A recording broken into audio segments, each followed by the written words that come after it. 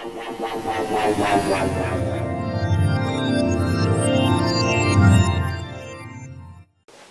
there, welcome to Scheduling for the People. I'm going to talk a little bit about the difference between the scheduling options you get in an enterprise job scheduler and a basic type job scheduler, something like Cron or something like Windows Task Scheduler.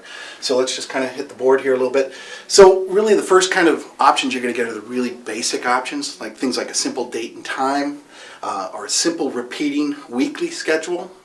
And that's just going to be, I want to run at 2 o'clock on Monday, every Monday, or I want to run every day of the week, Monday through Friday. Okay? Another simple schedule is the day of month. All right? And day of month is I want to run the 15th. Okay? Those are your basic things, pretty easily attainable through most schedulers. Not really for business. They're there, and you can use them, and you will use them. But they're really there for automating your operations on your computer on an individual machine. Say, every Monday I want to go look for updates for this software package, or every week I need to run a backup on Friday. That's what those kind of features really exist for. Now, a lot of businesses will use them because they have weekly things they need to do. Okay? But you'll see that as we get over to the more advanced features, we're going to give you some cases of when you need to do this. So the second part, the more moderate features. One of the things there is a list of dates, and I like to call this the scheduling option of last resort. There isn't any other way I can take this eclectic set of dates and map them together into some sort of repeatable object. So what I really have to do is just put down a list of dates. Okay, it's okay to have that. It's not great because I have to set that back up every year. So it's not something I really recommend. Repeating on an interval is really frequently used. A lot of people have a job that they want to run every 2 days. They want it to run every 4 days, or they want it to run every 15 minutes in the case of things that are like kind of going in and updating a database or checking for things. So you're going to see a lot of that, but there are some extra features there that aren't given in a lot of schedulers. The third moderate feature is the day of period.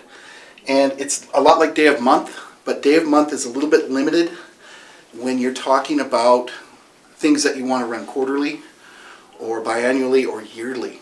So I don't necessarily want to have to schedule something in June to have it be biannually. I want it to run in the 6th month, and then that kind of falls into what we talk about with fiscal calendars in the advanced stuff. So let's kind of flop over now to the more advanced features, okay?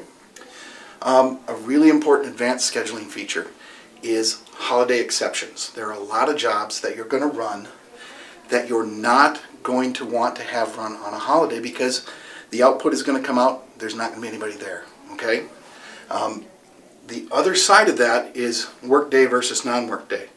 If you're running a job, say, on the 15th of the month, every month, what do you do when the 15th is a Saturday? What do you do when the 15th is a Saturday? If it's a Saturday, you're going to need to run that either on Friday, you want to run it on the nearest workday, or you want to run it the nearest workday after.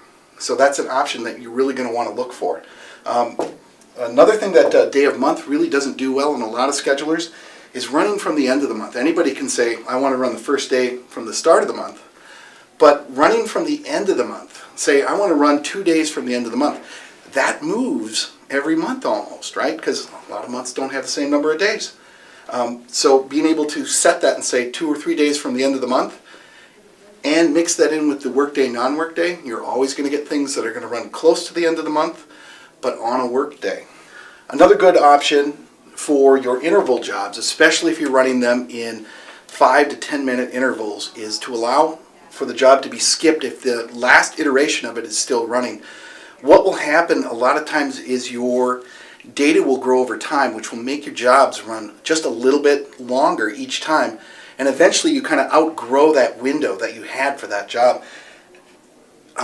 So what you want to be able to do is be able to just tell the scheduler, you know what, if I still got it running, just skip it. Don't run it, and I'll pick it up the next time at the next interval.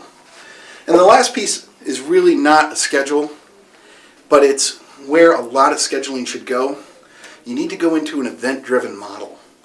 And what an event-driven model gives you, it gives you the ability to remove some of the wasted space and time in your schedule, but I'm going to talk about that in another talk. So I think that's it. we're going to wrap it up. Okay?